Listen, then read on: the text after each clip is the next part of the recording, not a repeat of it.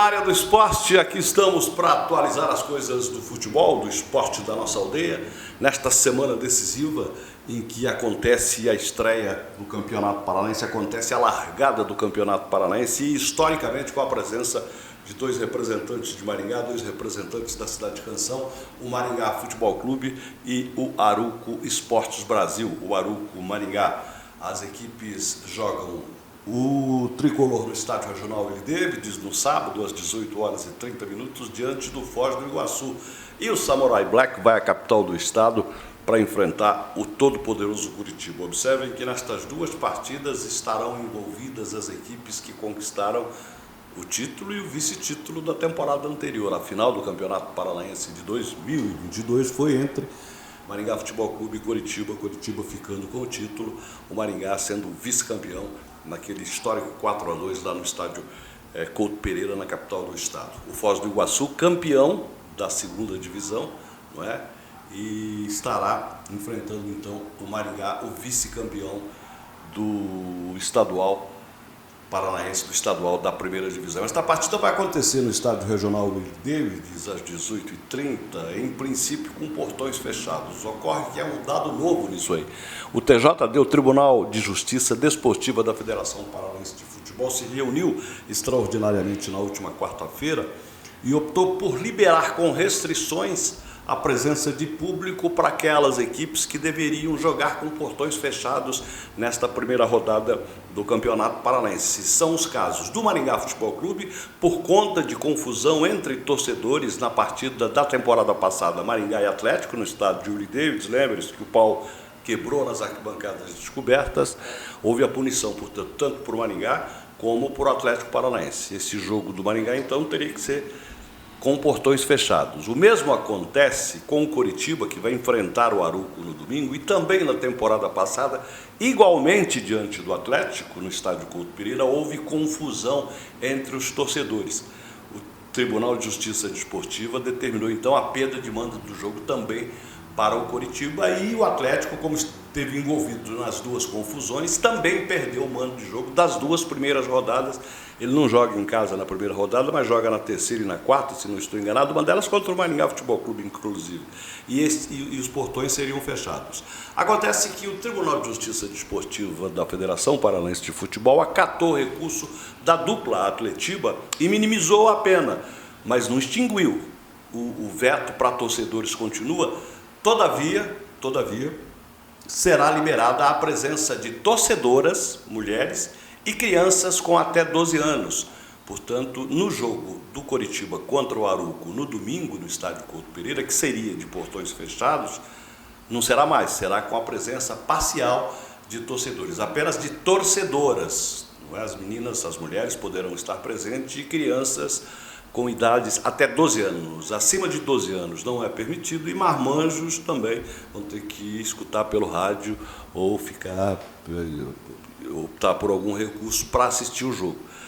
Essa determinação vale para o Atlético Paranaense nas duas primeiras rodadas, quando vai jogar contra o Maringá Futebol Clube, já segunda e terceira, e vale para o Aruco, e poderia valer também para o Maringá Futebol Clube. E eu estive em contato com a assessoria do Maringá Futebol Clube para saber se o tricolor adotaria, também reivindicaria também ter parte do público no estádio regional Willie Davids, mas o que descobri, o que constatei é que os dirigentes não estão com muita tendência, porque como é já no sábado o jogo, a engenharia para readequar o estádio regional Willie Davids, para acomodar esse contingente de torcedoras e de torcedores com até 12 anos, é muito complicado, porque o time tem uma organização, o jogo, a decisão foi tomada na quarta-feira, teve quinta, sexta e o jogo já é no sábado. Então é preciso reorganizar a questão de seguranças, a questão de bares e lanchonetes, enfim, há muita coisa para ser feita num curto período de tempo,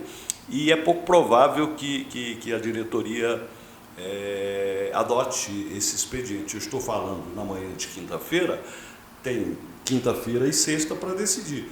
A diretoria estava avaliando, mas a tendência, pode ser que se mude de ideia no último momento, momentos antes do jogo. A tendência é de que não tenha público nenhum. Realmente será o estádio regional Willie Davids, neste sábado, com portões fechados. Não é? Poderia ter as torcedoras?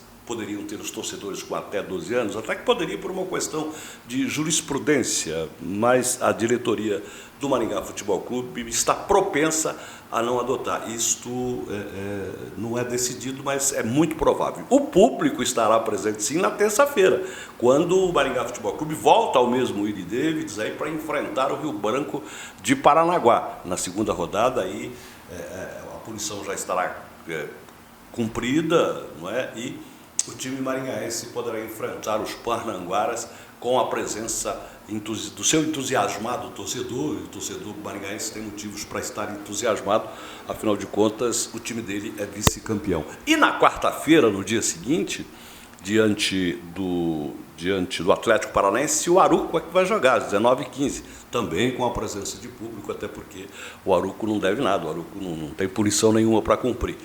Portanto, o Estádio Regional Willie Davids deste sábado sem público, mas na terça-feira e na quarta-feira, com o Maringá contra o Rio Branco, com o Aruco diante do Atlético Paranaense, a presença do torcedor, e aí a gente vai sentir a pulsação desta região, que seguramente foco, é local de maior público do futebol estadual, não é? Porque Maringá com duas equipes não é só o público de Maringá, Sarandi, Doutor Camargo, Floresta, Mandaguaçu, e eu vou correr o risco de ser indelicado com alguns municípios que afluem para a cidade de Canção por conta de que são pessoas que gostam muito do futebol. Então, possibilidade de bom público, tanto na terça-feira no jogo do Maringá, quanto na quarta, quando o Aruco faz a sua estreia como time de primeira divisão em casa, não é? Porque antes, no domingo, joga diante do Coritiba, na capital do estado. Enfim, isso, o Campeonato Paranaense já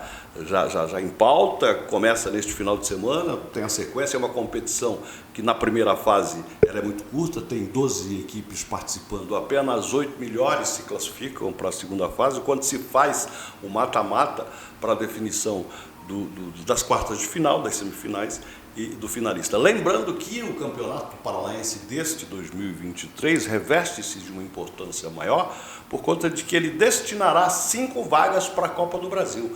Nas temporadas anteriores, as vagas para a Copa do Brasil, esta importante competição e rentável competição, tinha a questão do ranking da CBF, assim, equipes como Coritiba, Atlético, o próprio Paraná Clube, que tinha ranking, agora não tem mais, está numa decadência tamanha que nem ranking tem mais.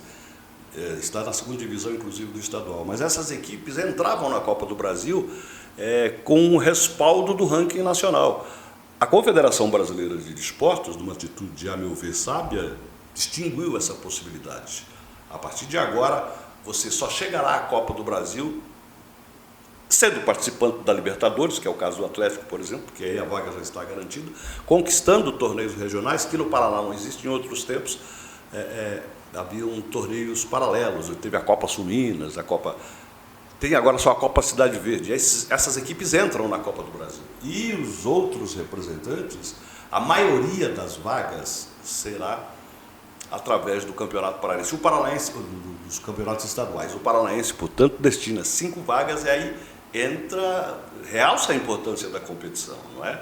Maringá, Londrina, Cianorte, Cascavel, enfim, a própria dupla Atletiba, se acontecer, isso é especulação, mas do Atlético ficar no 6º lugar e o Coritiba no 7º, por exemplo, esses dois times não vão disputar a Copa do Brasil, não é? Então vejam a importância desta competição. Para o caso dos clubes do interior, também as vagas para a Série D do Campeonato Brasileiro, que igualmente serão definidas em função desta competição estadual. Competição de peso, portanto, Maringá e Aruco entram nela focados na conquista de calendário, porque o que há de mais importante para um time profissional, sabemos todos, é a manutenção do calendário. Essa história de você disputar um campeonato estadual, um campeonato regional que vai, no caso do Paranaense, de janeiro a fim de abril a maio, e depois você tem que desmontar todo o elenco, desarticula-se toda aquela organização. E aí, tendo o calendário, como o Maringá Futebol Clube tem, o Maringá tem o estadual, o Maringá tem a Série D do Campeonato Paranaense e o Maringá tem a Copa do Brasil, diferentemente do Aruco. O Aruco subiu para a primeira divisão, tem o Paranaense desta primeira divisão, mas depois terá que ser desmontado, terá que ser desativado, pelo menos a equipe profissional, por conta de que não tem calendário. Mas a projeção dos dirigentes do Samurai Black é acabar com isso já na próxima temporada, fazer um estadual de 2023 consistente de forma tal que assegure ao time calendário para a temporada de 2023. Era isso, a gratidão pela sua atenção ao nosso Na Área do Esporte, e nós continuamos por aqui prospectando informações para trazê-las e deixar você, nosso observador, sempre bem informado.